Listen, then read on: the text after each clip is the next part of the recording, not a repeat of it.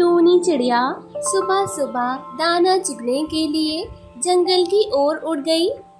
सूरज की किरणें पेड़ के बीच झिलमिला रही थी और हवा में फूलों की खुशबू तैर रही थी।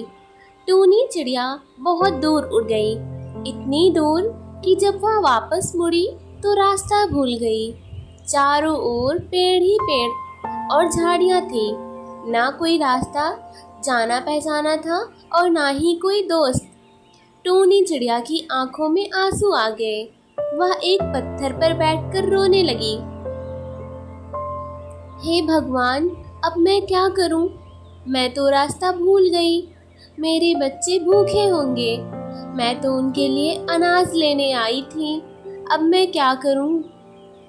पेड़ पर बैठा कालू कौआ टूनी की सारी बातें सुन लेता है और वो टूनी से पूछता है, क्या हुआ टूनी बहन, तुम इतना रो क्यों रही हो? कालू भाई, मैं जंगल का रास्ता भटक गई हूँ। मुझे मेरे घोंसले तक पहुँचने में मदद कर दो। ठीक है टूनी बहन, तुम यहीं रहो, मैं तुम्हारे लिए कोई मदद लेकर आता हूँ। कालू कौआ बहुत ही चालाक था। वो सीधा चील के पास जाता है और उससे कहता है, चील भाई, मैंने तुम्हारे लिए एक नया शिकार देखा है। एक मोटी सी बड़ी चिड़िया पकड़ी है। उसका खून तो बहुत मीठा होगा और मांस तो इतना ज़्यादा कि तुम्हारा और मेरा दोनों का पेट भर जाएगा। वाह कालू, नेकी और पूछ पूछ, जल्दी जा और मोटी चिड़िया को लेकर आ। मैं उसके लिए गड्ढा खोद देता हूँ। उसमें वह गिर जाएगी और उसे पकड़कर मारकर खा जाएंगे।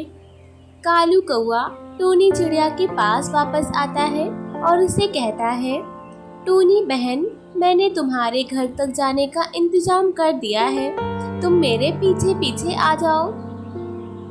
टूनी चिड़िया कालू पर विश्वास करके उसके पीछे चील के पास पहुंच जाती है। जालिम सातिर चील ने चिड़िया के लिए एक जाल बिछा रखा था और टूनी चिड़िया उसमें फंस जाती है। चिड़िया बहुत परेशान हो जाती है। कालू भैया, ये चील कौन है? ये चील नहीं, तुम्हारा काल है। तुम हमारा भोजन बनोगी। अब तुम इसके बाद कभी अपने घर नहीं जा सकोगी। कालू कौआ की यह सारी बातें पेड़ पर बैठा कुक्कू कबूतर सुन रहा था। कुक्कू कबूतर अपने लिए दाना लेकर आया था और विश्राम के लिए एक पेड़ पर बैठ गया था, जिस वजह से वह ये सारी हरकतें होते हुए देख लेता है। भाई, इस खाने को और टेस्टी बनाने के लिए हमें कुछ मसाले चाहिए। चलो हम जाकर मसाले लेकर आते हैं, तब तक इसे यहीं पड़ी रहने दो। कुक्कू कबूतर उन दोनों को जाते हुए देख लेता है और टूनी के पास आता है और उससे कहता है, टूनी बहन, घबराओ मत, मैंने सब कुछ देख लिया है। मैं अभी तुम्हारे लिए जाकर मदद लेकर आता हूँ। तुम बिल्कुल मत घबराना। शुक्रिया कबूतर भाई, कृपा करके जल्दी वापस आना, नहीं तो यह जालिम पक्षी मुझे मार देंगे। रानू चिड़िया और मिट्ठू भाई, हमारी टूनी बहन की जान खतरे में है। उसे कालू कौआ और चील खाने वाले हैं। हमें उसकी जान बचानी होगी। हाँ हाँ कुक्कू भाई, मैं तुम्हारे साथ चलता हूँ और उस कालू कौआ और चील को सबक सिखाते हैं और हमारी चिड़िया बहन को बचाते हैं। तीनों पक्षी उस स्थान पर पहुँच जाते हैं और वहाँ का नज़ारा देखने लगते हैं। वो देखते हैं कि टूनी चिड़िया अपनी जान की भीख मांग रही थी और वो निर्दयी पक्षी उसे मारने की तैयारी कर रहे थे। तभी कुक्कू कबूतर बोलता है, रुको रुको जालिम पक्षियों, अब तुम्हारी खैर नहीं। हमने तुम्हें चारों तरफ से घेर लिया है। यह देखकर डरपोक चील फटाफट वहाँ से भाग जाती है और कालू कौआ वहीं पर अकेला रह जाता है। कुक्कू कबूतर और बाकी पक्षी मिलकर कौवे को बहुत पीटते हैं और टूनी की जान बचाकर उसे उसके घर में पहुंचा देते हैं। जंगल में रानू चिड़िया अपनी बेटी गुड़िया के साथ रहती थी। उसके पड़ोस में कालू कौवा और उसकी पत्नी गोरी रहा करते थे। हालांकि वो दोनों बहुत लालची और कपटी थे।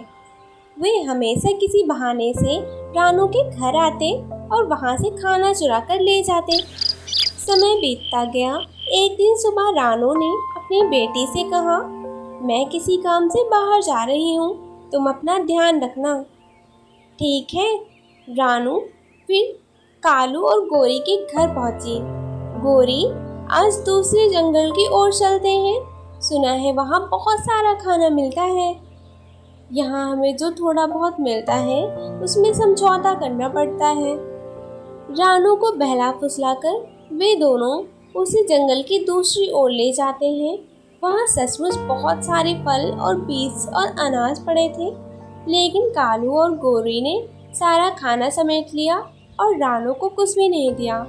रानू ने हाथ जोड़कर कहा, मुझे भी थोड़ा सा खाना दे दो, मेरी बेटी भी भूखी होगी। हम तुम्हें यहाँ लाए हैं, यही कम है, अब जो खुद ही देख लो खाना मिलता है कि नहीं। तभी दूर से बचाओ बचाओ की आवाज़ आती है। उन्होंने देखा कि पास के पेड़ पर एक चील आग की लपेट में फंसी हुई थी। कालू ने लापरवाही से कहा, इससे हमें क्या लेना देना। रानू, तुम्हें तो दूसरे की मदद करना पसंद है, जाओ ना इसे बचा लो।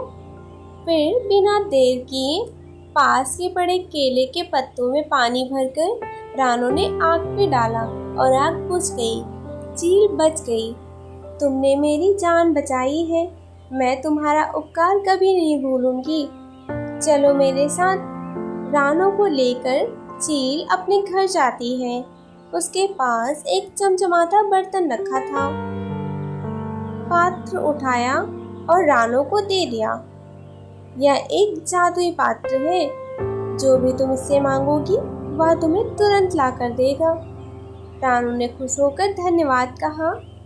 दोस्त, तुमने मेरी बहुत बड़ी समस्या हल कर दी है। चील मुस्कुराई। तुमने तो मेरी जान बचाई थी, यह तो मेरा फर्ज था। रानू जादुई पात्र को लेकर घर पहुंची। उधर कालू और गोरी ने सारा खाना खा लिया था। इतने में गुड़िया उनके घर पहुंची और घबराकर पूछा, आंटी, मेरी माँ आपके साथ गई थी, अभी तक नहीं लौटी। तुम्हारी माँ शायद आग में जलकर मर गई होगी, हमेशा दूसरों की मदद करती फिरती है। गुड़िया यह सुनकर जोर जोर से रोने लगती है। तभी रानू वहाँ आ जाती है। अपनी माँ को देखकर गुड़िया बहुत ज़्यादा खुश हो जाती है और रानू उससे सारी बात बताती है और जादुई पात्र दिखाती है। उसने पात्र से पिज़्ज़ा मांगा और पात्र ने तुरंत उसे ढेर सारे पिज़्ज़े निकाल के दे दिए। गुड़िया खुशी से झूम उठी। अब माँ बेटी को जो चाहिए होता था वो जादुई पात्र से मांग लेती थी। धीरे धीरे वह पात्र की वजह से बहुत अमीर हो गई और कालू और गोरी को यह सब देखकर जलन होने लगी। रातों रात अमीर कैसे हो गए? उन्होंने सोचा। वे छुपकर उनकी जासूसी करने लगे और जादुई पात्र का रहस्य जान गए। हमें यह पात्र चुराना होगा। रात के अंधेरे में दोनों चुपके से रानू के घर घुसे और जादुई पात्र चुराकर भाग गए। अब वे अपनी मनचाही चीज मांगने लगे, लेकिन पात्र उन्हें उल्टी चीज देना शुरू कर दिया। वे सोना मांगते तो पात्र उन्हें कीचड़ देता, खाना मांगते तो पात्र उन्हें पत्थर देता। वह दोनों परेशान होकर उस पात्र को रानू के घर रख देते हैं। अब कालू और गोरी को बहुत पछतावा होता है। वे एक दूसरे की ओर देखते रहते हैं और रो पड़े। रानू और गुड़िया खुशहाल जीवन जीने लगते हैं, जबकि लालच और कपट करने वालों को अपने कर्मों का फल मिल गया।